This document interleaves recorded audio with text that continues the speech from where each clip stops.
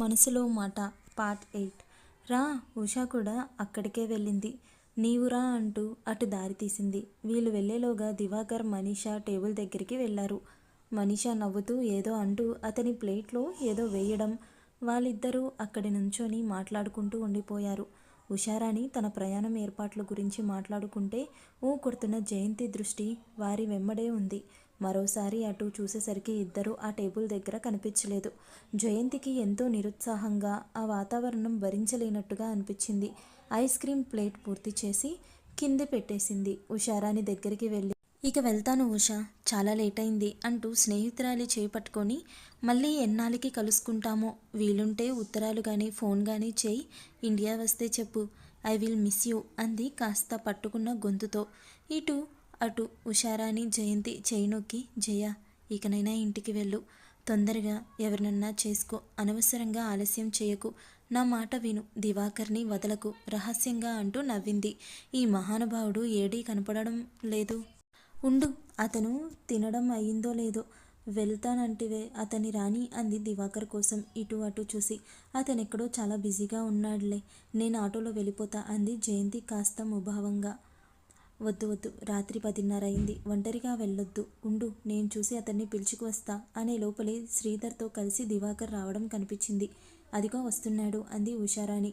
Okay Sridhar, సాయంత్రం చాలా బాగా గడిచింది, మళ్ళీ ఎప్పుడు ఇండియా వచ్చినా ఫోన్ చేయి. రాధారాణి గారు నమస్కారం, వెళ్దామా మరి అంటూ ముందుకు కదిలాడు. జయంతి తెల్లబోయింది. తనని పట్టించుకోకుండా ముందుకు వెళ్ళడం చూసి, ఏమండో ఈ దివాకర్ గారు, మా జయంతిని తీసుకువచ్చిన సంగతి గుర్తులేదేమిటి, వదిలేసి వెళ్ళిపోతున్నారు, గట్టిగా పిలిచింది వెనుక నుంచి. దివాకర్ చప్పున ఆగి ఇటు తిరిగి నాలుగు కొరుక్కొని, ఓ సారీ, వెరీ సారీ, రండి వెళ్దామన్నాడు జయంతి వంక చూసి. జయంతి మొహం నల్లబడింది. తప్పక అతని వెంట నడిచింది.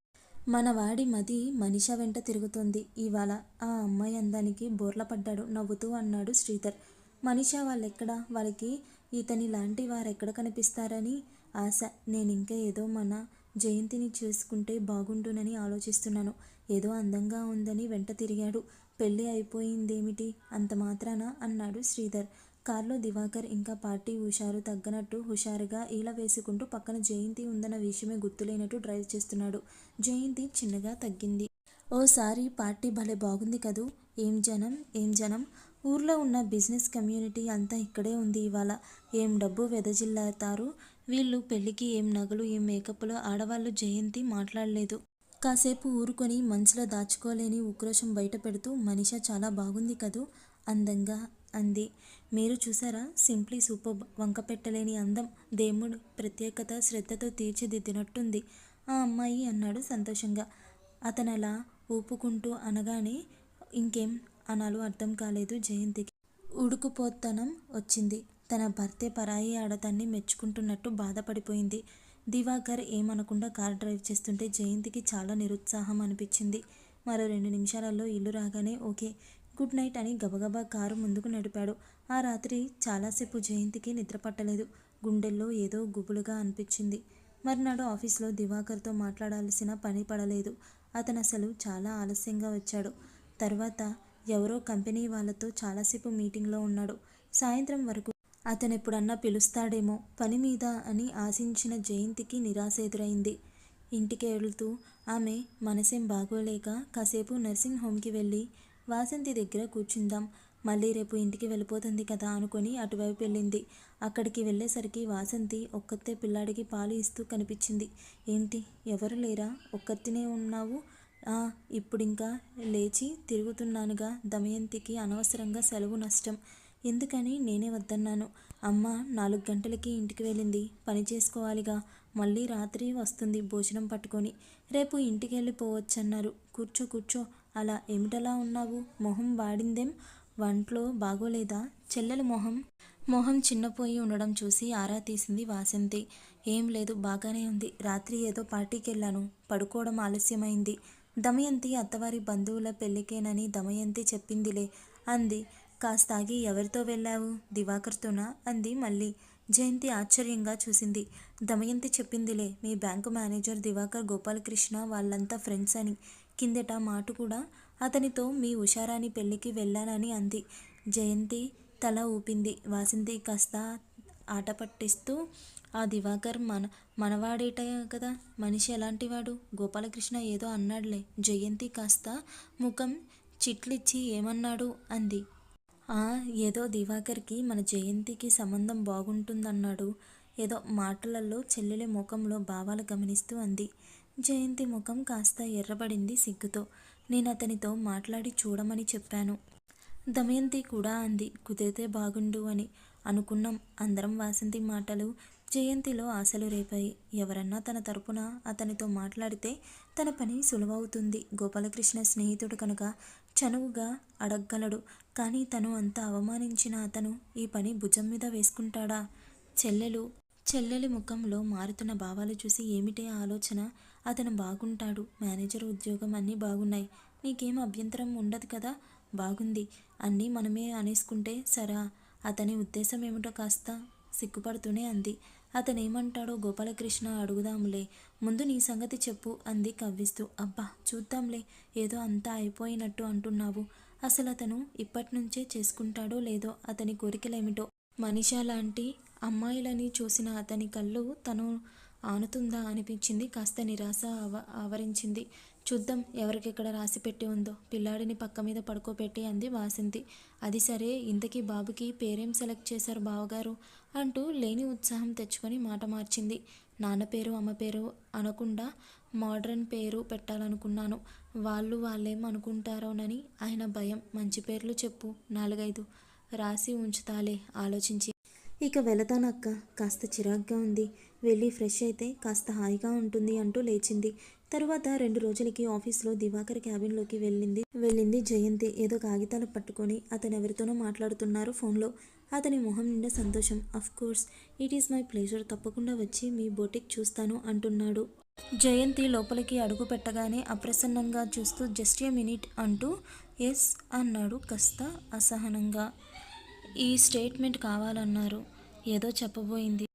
Leave it on the table, తర్వాత చూస్తా, ఇంకా వెళ్ళొచ్చు అన్నట్టు చూసి జయంతికి బొటిక్ అన్న పదం వినగానే అర్థమైంది మనీషాతో మాట్లాడుతున్నాడని.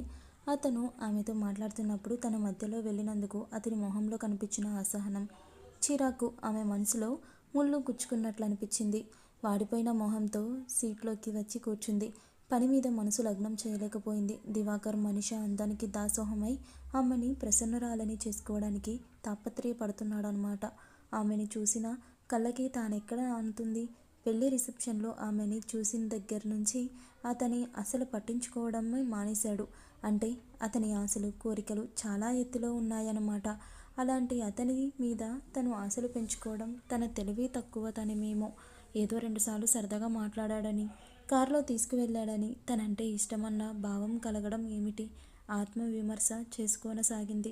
దివాకర్ తనకు అందడన్న భావం బలపడి జయంతి మొహం మాడిపోయింది. అతని ముందు తను ఫీల్ అయినందుకు తన మనసు కొంచెం గాయపడింది. ఈసారి చచ్చిన అతనితో ఎక్కడికి వెళ్ళకూడదు. పై అధికారిగా తప్ప మాట్లాడకూడదు. అతని చేత చీదరించుకోవడం తనకేం అవసరం? పౌరుషంగా అనుకుంది. జయంతి ఏమిటిలా పెదాలు బిగపట్టి కోపంగా చూస్తున్నావు? ఎవరి మీద కోపం? పక్క టేబుల్ మీనాక్షి పలకరించింది. తన ముఖం తన మనసులో భావాలని చూపెడుతోంది కాబోలు. అందుకే ఫేస్ ఈజ్ ది ఇండెక్స్. తనిలా భయపడిపోతుందేమిటి? సర్దుకొని నవ్వుతూ ఎందుకో ఈరోజు అందరి మీద కోపంగా ఉంది అంది జయంతి. తమాషాగా అన్నట్టుగా ఉంది. ఏమో, ఏం పాపం చేశామమ్మా? అత్త మీద కోపం దుత్త మీద చూపిస్తావేంటి? ఎవరి మీదో తెలుసులే అంది కవ్విస్తూ. జయంతి కాస్త గాబరా పడి ఏం తెలుసు? ఎవరి మీదేమిటి చెప్పు? అది కుతూహలంగా నటించింది. పాపం బాస్ గారు 2-3 రోజుల నుంచి మాట్లాడుతున్నట్టు లేదు, కారులో షికారు తీసుకెళ్ళనట్టు లేదు. అదా కోపం అంది చనువుగా. చాలే, నన్ను షికార్లో తీసుకువెళ్ళడం చూసినట్టు మాట్లాడుతున్నావు. చూడలేదు. స్పెషల్గా పెళ్ళిళ్ళకి వెంట పెట్టుకు తీసుకువెళ్ళి దింపి తెలుసులేవోయ్ అంది ఉడికిస్తున్నట్టు. నీకెందుకులే బాధ, నిన్ను తీసుకెళ్ళమని సిఫారసు చేస్తా. నాకేం అవసరం? నాకు మొగుడున్నాడు తీసుకువెళ్ళడానికి. మొగుడు కావాల్సిందానివి నీకే. ఆ ఛాన్స్ మాకెవరికీ లేదు. మీనాక్షి నవ్వుతూ అంది. జయంతి కోపం నటించింది. హాస్యంగా అన్నా మొహం ఇంకా మార్చేయి అంది మీనాక్షి. పక్కనున్న 2-3 టేబుల్ వాళ్ళు నవ్వారు. దివాకర్ ఎంతసేపు ఫోన్లోనే మాట్లాడడం చూసి అతని వైపు నుంచి దృష్టి మరల్చడానికన్నట్టు ఏదో లెటర్ కోసం బీరువా వెతకసాగింది. ఏయ్ దివాకర్, ఈ ఆదివారం నీవు ఫ్రీగా ఉంటావా? మా ఇంటికి లంచ్కి రారాదు అన్నాడు గోపాలకృష్ణ శనివారం ఫోన్ చేసి. లంచ్కి పిలిచి నెమ్మదిగా ఆ జయంతి విషయం కదపాలని అతని ఆలోచన.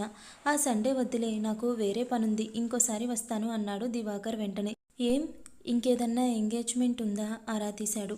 కానీ దివాకర్ బయటపడకుండా ఆ పనుంది, ఒకరిని కలవాలి, నెక్స్ట్ సండే చూద్దాంలే అన్నాడు. ఆదివారం మనీషాని వైస్రాయ్లో లంచ్కి ఆహ్వానించాడు దివాకర్. ఓ విధంగా బలవంతం చేసి మొహమాట పెట్టి మనీషాతో అంగీకరింపచేశాడు. పెద్దగా పరిచయం లేని దివాకర్ ఏకంగా లంచ్కి పిలిచేసరికి మనీషా కాస్త ఇబ్బంది పడింది. ఇంట్లో వాళ్ళేమంటారేనని సందేహించింది. కానీ దివాకర్ పట్టుదలగా తన వాళ్ళ డాడీతో మాట్లాడి ఒప్పించి పర్మిషన్తోనే తీసుకువెళ్తానంటేనే కాదనడానికి వంక దొరకలేదు. అల్లుడి స్నేహితుణ్ణి వాళ్ళ దివాకర్కి చాలా మర్యాదే చూపించారు.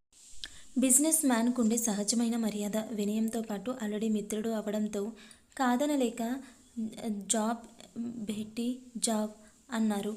బొటిక్ చూపించాక అట్నుంచి లంచ్కి తీసుకువెళ్ళి 2 గంటల కల్లా ఇంట్లో దించుతానని ప్రామిస్ చేశాడు దివాకర్. ఏమిటి, నేనిలా ఎక్కువ చనువు తీసుకుంటున్నాను అనుకుంటున్నారా? కారులో దివాకర్ మనీషాని చూస్తూ అన్నాడు. కాస్త ఇబ్బందిగా కూర్చున్న మనీషా చిరునవ్వుతో నవ్వింది. సుతారంగా తల ఆడించి, మరైతే అంత మౌనం ఎందుకు? ఏం మాట్లాడమంటారు? We hardly know each other అంది మొహమాటంగా. అందుకే ఒకరి గురించి ఇంకొకరికి తెలియడానికే మాట్లాడడం. మాట్లాడకపోతే అభిప్రాయాలు ఎలా తెలుస్తాయి? ఆమెని ఎలాగైనా మాటల్లో దింపి పరిచయం స్నేహంగా మార్చుకోవాలని దివాకర్ తాపత్రయం. మీరేం చెప్పండి, మీరేం మాట్లాడతారో నవ్వుతూ అంది. చెప్తే మాట్లాడేది చిలక పలుకులవుతాయి. మాట్లాడాలంటే ఎన్ని సబ్జెక్ట్స్ లేవు? పుస్తకాలు, సినిమాలు, టీవీ సీరియల్స్, అభిరుచులు, రాజకీయాలు. సరే, ఇంటర్వ్యూ మాదిరినే ప్రశ్నలు వేస్తాను, జవాబు చెప్పండి హాస్యంగా అన్నట్టు అన్నాడు. మనీషా నవ్వింది. పుస్తకాలు, ఐ మీన్ నవలలు చదువుతూ ఉంటారా? ఏం చదువుతారు చెప్పండి, దాన్ని బట్టి మీ మనస్తత్వం ఎనలైజ్ చేస్తాను. మిల్స్ అండ్ బోన్స్ నవలలు చదువుతారా అన్నాడు. చిన్నప్పుడంటే 13-14 ఏళ్ళున్నప్పుడు ఓ 2-3 ఏళ్ళు పిచ్చిగా అవే చదివేదాన్ని. మనీషా నవ్వుతూ అంది. అంటే మీరు రొమాంటిక్ టైప్ అన్నమాట. మీరు ఊహాలోకాల్లో తేలిపోయే సంఘటనలు లైఫ్లో ఇష్టపడతారన్నమాట దివాకర్ ఉడికిస్తున్నట్టు అన్నాడు. అదేం కాదు, ఆ ఏజ్లో అందరూ చదువుతారు. ఎడల్ట్ ఏజ్లో అంతా అలాగే ఆలోచిస్తారు ఉడుక్కుంటూ ప్రొటెస్ట్ చేసింది మనీషా. దివాకర్ నవ్వాడు.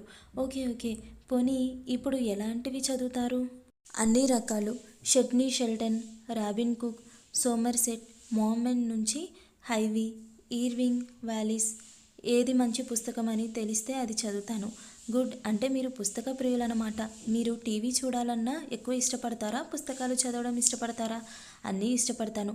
మంచి సీరియల్ సెలెక్టివి చూస్తాను. రాత్రి కనీసం గంట పుస్తకం చదువుతాను. బొటిక్లో కూడా ఎవరు కస్టమర్లు లేనప్పుడు పుస్తకాలు చదువుతాను. Good, keep it up. పుస్తకాన్ని మించిన స్నేహితులు లేరు. మరి మ్యూజిక్ వింటారా?